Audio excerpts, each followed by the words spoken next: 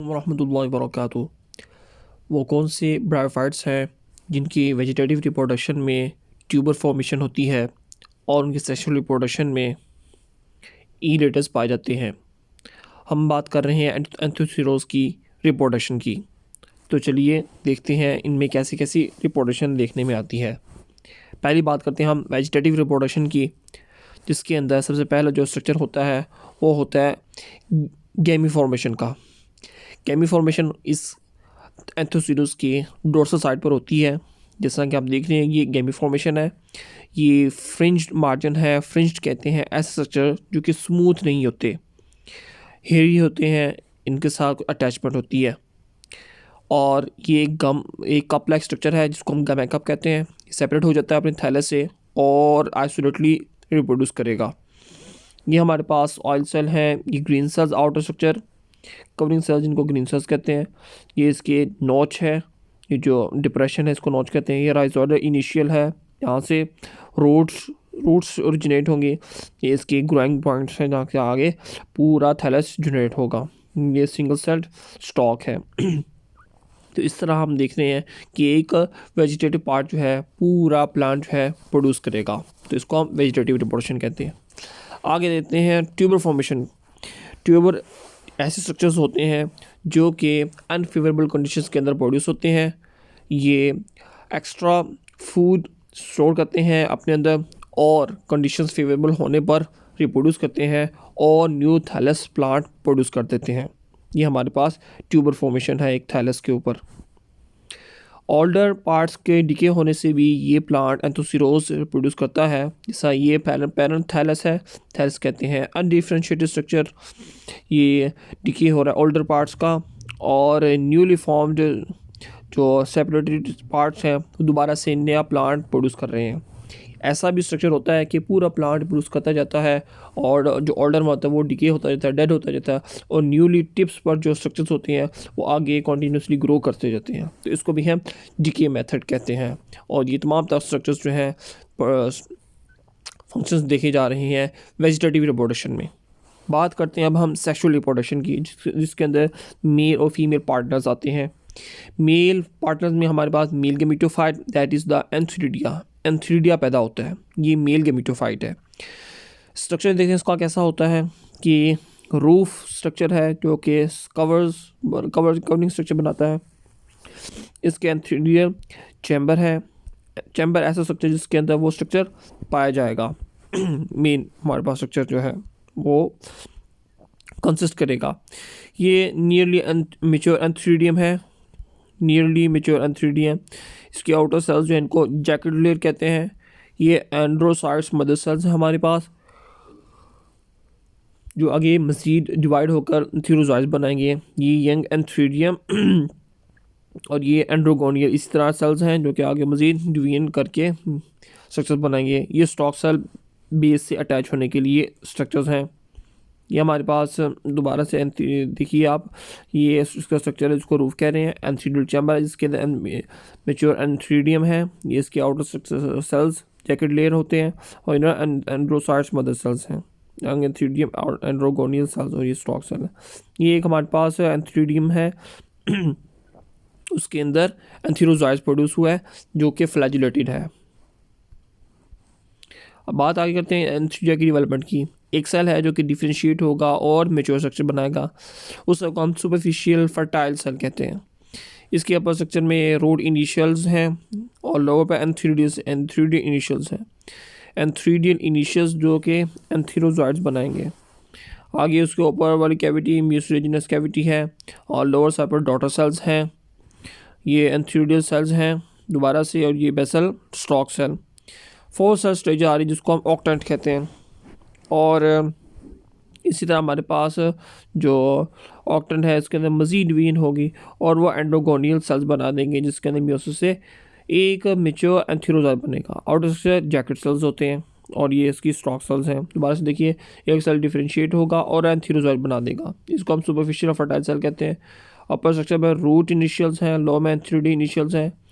और ये इसकी जो आउटर कवरिंग है उसको म्यूसिजिनस कैविटी कहते हैं। डॉटर सेल्स हैं इसके अंदर, ये एंथ्रीडियल सेल्स हैं और ये इसकी बेसल स्टॉक सेल है। ये एक ऑक्टन स्टेज आ गई, अब मजीद वीन होगी तो ये एंड्रोगोनियल मदर सेल्स बना देंगे और इसकी आउटर सेल वो जैकेट सेल्स बनाते हैं और बेसल में स्टॉक सेल एंथीरोजॉइड बना रहा है। अब बात करते हैं फीमेल गेमेटोफाइट की। आप जानते हैं मेल और फीमेल पार्टनर्स होते हैं सेक्सुअल रिप्रोडक्शन के अंदर, तो फीमेल गेमेटोफाइट के अंदर आर्चिगोनी आता है। स्ट्रक्चर देखते हैं, आउटर स्ट्रक्चर कवर सेल्स हैं, उसके नीचे नेक कैनाल सेल्स हैं, फिर हमारे पास वेंट्रल कैनाल सेल्स हैं और एंड पर जो हमारा मेन गेमीट है वो एग फॉर्मेशन होती है। आगे देखते हैं हमारे पास इसकी डेवलपमेंट। तो आप देख रहे हैं जैसे ये एक सेल है एपिकल सेल, इसके अंदर जो सेल्स हैं मजीद उसके अंदर डिफ्रेंशिएशन होगी फ्रॉम आर्चिगोनी इनिशियल। ये एक सेल हमारे पास आर्चिगोनी इनिशियल्स का है और इसके साथ ये हमारे पास जो नेबरिंग सेल्स इनको पेरिफेरल इनिशियल्स कहते हैं। पेरिफेरल इनिशियल्स के अंदर हमारे पास जो ये प्राइमरी एक्सियल सेल है, इसके आउटर और एजेस पे सेल को हम पेरिफेरल इनिशियल सेल्स कहते हैं और सेंटर में प्राइमरी एक्सियल सेल्स का नाम देते हैं इसको। ये प्राइमरी वेंट्रल सेल है और साइड में इसके ऊपर पे कवर इनिशियल और ये प्राइमरी नेक इनिशियल्स हैं। ये इसके कवर सेल्स हैं और इसके बाद ये कवर सेल्स, ये नेक कैनाल सेल्स और ये वेंट्रल कैनाल सेल और मिड में और एंड में इसके एग आता है। ये हमारे पास एग फॉर्मेशन है। दोबारा देखिए, कवर सेल्स, नेक कैनाल सेल्स जो कि एक पैसेज देंगे, ट्यूब स्ट्रक्चर बनाएंगे और ये वेंट्रल कैनाल सेल से आगे एग फॉर्मेशन होती है। एक सेल डिफ्रेंशिएट होगा आर्चिगोनल इनिशियल्स का, आउटर जो एजेस में सेल उनको पेरिफेरल इनिशियल्स कहते हैं और ये हमारे पास सेंटर में प्राइमरी एक्सियल सेल है। इसके बाद मजीद डिवीजन होगी, प्राइमरी वेंट्रल सेल है और उसके साथ कवर सेल्स अपर साइड पर और लोअर साइड पर प्राइमरी नेक कैनाल सेल्स बन रहे हैं। दोबारा से डिफ्रेंशिएशन होगी, कवर सेल्स है और नीचे लोअर सेल्स, ये कवर सेल्स और फिर नेक कैनाल सेल्स और लोअर साइड पर वेंट्रल कैनाल से और फिर एग फॉर्मेशन आती है। तो इस तरह हम देखते हैं कि ये आर्चिगोनिया फीमेल गेमेटोफाइट प्रोड्यूस होता है। ये हमारे पास एक स्पोर है, डेवलपिंग स्पोर, आगे ये थाइलस फॉर्मेशन करेगा। ये एक स्पोर है, आउटर एक्साइन इनर एंटाइन और ये डेवलपिंग थाइलस है। ये स्पोरोफाइट डेवलपमेंट हो रही है। आप देख रहे हैं ये जाइगोट है, जाइगोट के अंदर ये मेरिस्टेमेटिक रीजन है जो कि डिवाइड होकर जो एरिया सरफेस है वो बढ़ाएगा, ग्रोथ करेगा। आउटर से एम्पीथीशियम है, इसकी वॉल है, अंदर इसके फिर एम्पीथीशियम और इनर एंडोथीशियम है। वो सेलुलर स्ट्रक्चर इसको हम थीशियम का नाम देते हैं। दोबारा देखिए, ये हमारे पास मेरिस्टेमेटिक रीजन है जो कि ग्रोइंग रीजन है, ग्रो करेगा और स्ट्रक्चर बनाएगा, मैच्योर स्ट्रक्चर। ये इसकी वॉल है, फिर हमारा एम्पीथीशियम इससे नीचे वाला स्ट्रक्चर और सेंटर में एंडोथीशियम वाला स्ट्रक्चर देखने में आता है। ये हमारे पास कोलोमेला है। कोलोमेला ये एक स्टीराइल पोर्शन होता है जो कि स्ट्रेंथ और सपोर्ट प्रोवाइड करता है। ये कैप्सूल है, कंप्लीट स्ट्रक्चर इसको हम कैप्सूल कहते हैं। ये आर्चिस्पोरियम है जिसके अंदर स्पोर फॉर्मेशन होती है। आर्चिस्पोरियम वो स्ट्रक्चर जिसके अंदर स्पोर फॉर्मेशन होगी। दोबारा देखिए, कोलोमेला स्टीराइल स्ट्रक्चर है और नरिशमेंट प्रोवाइड करेगा। आर्चिस्पोरियम जैसी वो सेल्स हैं जिनके अंदर जिससे स्पोर फॉर्मेशन होगी और ये हमारे पास कंप्लीट एक कैप्सूल है। बात करते हैं स्पोरोफाइट की एनाटॉमी की। तो ये हमारे पास दोबारा से ये फुट है, बेसर पोर्शन, ये इन्वोलुसर है। इन्वोलुसर कहा गया था वो ब्रैक्ट्स जो कि कवरेज देते हैं बेस को, वो ब्रैक्ट्स जो कि बेस पे पाए जाते हैं उनको इन्वोलुसर कहते हैं। ये मेरिस्टेमेटिक जोन है जो कि डिवाइड करके कंप्लीट एक स्ट्रक्चर बना देगा। ये हमारे पास कोलोमेला के सेल्स हैं जो कि सपोर्टिव स्ट्रक्चर हैं। ये स्पोर्ट्स हैं हमारे पास, ये सूडो इलिटर्स हैं कंप्लीट के डिवाइड ना हुए इलेटर्स हैं और ये स्पोर टेट्राड है, एक स्पोर जो कि ये मज़ीद मियोसिस करेगा और टेट्राड फॉर्मेशन में आ जाएगा। ये स्पोर मदर सेल्स हैं जो कि आगे जाके स्पोर फॉर्मेशन करेंगे और ये आर्चिस्पोरियम है जो कि दोबारा से देखिए, आर्चिस्पोरियम यहाँ से बेसल पोर्शन से स्टार्ट करते हैं। आर्चिस्पोरियम जो कि आप बनाएंगे स्पोर्स बनाएंगे, ये स्पोर मदर सेल्स बन गए। स्पोर मदर सेल से आगे ये स्पोर टेट्राड फॉर्मेशन हुई और देन कंप्लीट मेच्योर ये स्पोर्स बन गया। और ये सो ई लेटर्स हैं, ई लेटर्स जो कि स्पाइरल अरेंज होते हैं और डिहाइसिस में हेल्प करते हैं, यानी कि उसको लिबरेट करने में, मूव आउट होने में। इसका एक एनाटॉमिकल फीचर और देखते हैं, ये स्पोर टेट्राड है हमारे पास, ये जैकेट आउट सेल्स है, ये कोलोमेला है, ये सूडो इलेटर है, ये एपिडर्मिस इसकी ई लेटर जो कि डिहाइसिस में हेल्प करते हैं। ये कोलोमेला और ये जैकेट सेल्स और ये कोलोमेला स्पोर्टिव स्ट्रक्चर। अब बात करते हैं हम दोबारा से स्पोरोफाइट के मेच्योर स्ट्रक्चर की और इसके साथ साथ इसके ट्रांसफर सेक्शन की। लोअर पोर्शन पे जो स्ट्रक्चर आ रहा है हमारे पास वो है थैलस सेल्स का। ये हमारे पास थैलस फॉर्मेशन है। फिर उसके बाद ये फुट है, बेसल पोर्शन। ये मेरिस्टेमेटिक लेयर है। मेरिस्टेमेटिक ऐसा रीजन जो कि डिवीजन शो करता है, डिवाइड होते हैं वो सेल जो कि कंटिन्यूसली डिवाइड होंगे उनको मेरिस्टेमेटिक रीजन की। और परमानेंट सेल्स वो होते हैं जो कि डिवाइड नहीं करते। ये इन्वोल्यूसर बेस पर जो ब्रैक्ट्स होती हैं, लीव्स होते हैं, स्पोर्टिव स्ट्रक्चर सपोर्ट प्रोवाइड करते हैं, प्रोटेक्शन देते हैं, को इनको ब्रैक्ट्स कहते हैं। और ये जब सर्कुलर फॉर्म में वर्ल्ड की फॉर्म में होंगे तो इनको हम इन्वोल्यूसर कहेंगे। तो ये आप ये दिख रही है, यहाँ पर भी ये इन्वोल्यूसर आपको दिखाई दे रहा है ट्रांसफर सेक्शन में। ये कोलोमेला स्पोर्टिव स्ट्रक्चर है। ये स्पोरोजिनस लेयर है, स्पोरोजिनस लेयर जो कि स्पोर्स अभी बनाएगी। और ये कैप्सूल वॉल है इसकी, यहाँ पर भी कैप्सूल वॉल, ये भी कैप्सूल वॉल, सो कैप्सूल फॉर्मेशन। और आगे आप देख रहे हैं आउटर लेयर जो इसको एपिडर्मिस कहते हैं। इसके अंदर ई लेटर सेल्स हैं जो कि आगे ई लेटर फॉर्मेशन करेंगे। ई लेटर ऐसे हैं जो कि स्पाइरली अरेंज होती हैं, स्पाइरली, और डिहाइसिस में आप कहते हैं। और ये हमारे पास सूडो ई लेटर्स हैं, अभी उनको तो पर नहीं बने। ये स्पोर मदर सेल्स हैं, स्पोर जो कि आगे स्पोर्स बनाएंगे। और ये स्पोर टेट्राड्स आ गए हमारे पास, 4 हैप्लॉइड स्ट्रक्चर्स आ गए। दोबारा देखिए, ये थैलस फॉर्मेशन है, अनडिफरेंशिएटेड स्ट्रक्चर है। ये फुट है, इसका बेसल पोर्शन। ये मेरिस्टेमेटिक लेयर है जो कि कॉन्टिन्यूस डिवाइड करेगी।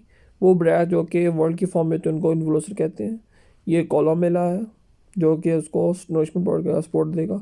स्पोरोजिनस लेयर है आउटर लेयर। और ये कैप्सूल वॉल है। ये आउटर लेयर जो उसको एपिडर्मिस, और ये इसमें ई लेटर सेल्स है।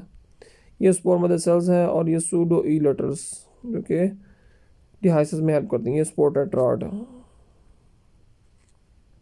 ट्रांसफर सेक्शन देखते हैं हम, तो ये हमारे पास एक मेच्योर स्पोरोफाइट का ट्रांसफर सेक्शन आ रहा है। आउटर लेयर जिसको एपिडर्मिस कहते हैं, पोर्स जिसमें होते हैं गैस एक्सचेंज को स्टोमा कहते हैं। ये कैप्सूल वॉल है। और इसके अंदर कैप्सूल के अंदर ये कोलोमेला, स्पोर्टिव और नरिशिंग सेल्स हैं। और ये स्पोर टेट्राड है, मियोसिस से प्रोड्यूस हुए। लाइफ साइकिल की बात करें तो 2 तरह की जनरेशन होती हैं, स्पोरोफिटिक और गेमेटोफिटिक जनरेशन।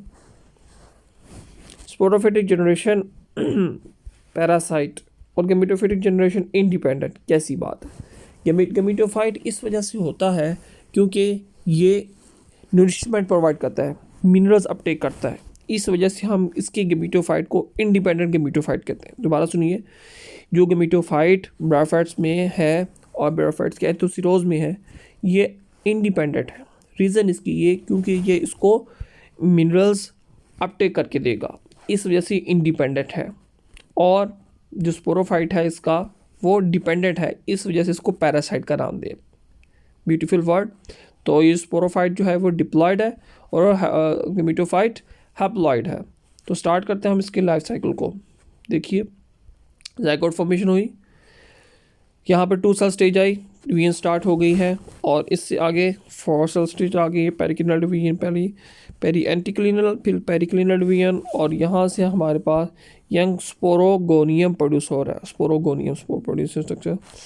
ये portion of longitudinal section of sporogonium है। स्पोरोगोनियम ऐसा स्ट्रक्चर जिसके ऊपर फुट सीटा स्टॉक जो है वो प्रोड्यूस होंगे। और ये एक लॉन्गिट्यूडनल सेक्शन है स्पोरोगोनियम का। अब इसके बाद स्पोर मदर सेल्स हैं, इसके अंदर मियोसिस होगी जिससे स्पोर टेट्राड बनेंगे स्पोर्स। और स्पोर जब यंग थैलस बना देंगे एक, और इससे कंप्लीट एक स्ट्रक्चर बन जाएगा। 2 तरह के इसके ऊपर गेमेटोफाइट प्रोड्यूस होंगे, एंथीरिडियम मेल और आर्चिगोनियम फीमेल। एंथीरिडियम के अंदर एंथीरोजॉइड प्रोड्यूस होती है और आर्चिगोनियम के अंदर एग प्रोडक्शन होती है। यूनियन होती है इनकी, इसको हम सिनगैमी कहते हैं। फर्टिलाइजेशन और सिनगैमी एक ही बात है। अगेन स्टार्ट करते हैं इसकी लाइफ साइकिल को। तो 2 तरह की इसकी जनरेशन्स हैं, एक स्पोरोफिटिक और एक गेमेटोफिटिक। गेमेटोफिटिक जो है इंडिपेंडेंट है, जैसे आपको पहले बताई थी कि ये मिनरल अपटेक करता है, इस वजह से हम इसको इंडिपेंडेंट कहते हैं। और ये प्रोवाइड करता है हमारे स्पोरोफाइट को और इस वजह से हम कहते हैं कि स्पोरोफाइट जो है वो डिपेंडेंट होता है गमीटोफाइट पर, और इसका गमीटोफाइट इंडिपेंडेंट होता है और वो हैप्लॉइड होता है। स्पोरोफाइट की बात करें तो वो डिप्लॉइड है, और उसको पैरासाइटिक इस वजह से कह रहे हैं क्योंकि वो इस पर डिपेंड कर रहा होता है। स्टार्ट करते हैं ज़ाइगोट से। एंटिकुलर डिवीजन 2 सेल स्टेज आएगी, फिर पेरिकुलर डिवीजन होगी, उसके बाद नंबर ऑफ डिवीजन स्टार्ट हो जाएंगी, यंग स्पोरोगोनियम प्रोडक्शन होगी, लॉन्गिट्यूडल स्पोरोगोनिया, ये लॉन्गिट्यूडल सेक्शन है हमारा स्पोरोफाइट का। स्पोर मदर सेल है, म्यूसिस हो रही है, स्पोर टेट्राड बन रहे हैं, इसके अंदर एक हैप्लॉइड स्पोर आ रहा है, जिमिनेशन होगी और थैलस फॉर्मेशन होगी। Undifferentiated structure is known as thallus. 2 तरह के गमीटोफाइट प्रोड्यूस होते हैं, एंथ्रीडियम मेल और आर्चिगोनियम फीमेल। एंथ्रीडियम के अंदर एंथीरोजाइट और आर्चिगोनियम के अंदर एग फॉर्मेशन होती है, यूनियन होगी, फर्टिलाइजेशन होगी, जिसको हम सिनगैमी कहते हैं, दोबारा ज़ाइगोट बन जाएगा। तो इस तरह अल्टरनेशन होगी, स्पोरोफिटिक प्रोडक्शन होगी स्पोरोफाइट में, और गमीटोफिटिक जनरेशन होगी जो कि गमीटोफाइट प्रोड्यूस करेंगे। तो इस तरह ये दूसरे को अल्टरनेट करेंगे, स्पोरोफाइट बनाएगा गमीटोफाइट को और गमीटोफाइट बनाएगा स्पोरोफाइट को। स्पोरोफाइट डिप्लॉइड होती है और गमीटोफाइट हैप्लॉइड होती है। उम्मीद है कि आपको ये टॉपिक एंथोसिलोस की रिप्रोडक्शन का समझ में आ गया होगा। तो मेरे चैनल ग्रीन साइंस को लाइक करें, शेयर करें, सब्सक्राइब करें, ताकि मेरी हर आने वाली नई वीडियो आप तक पहुंच सके। अस्सलाम वालेकुम।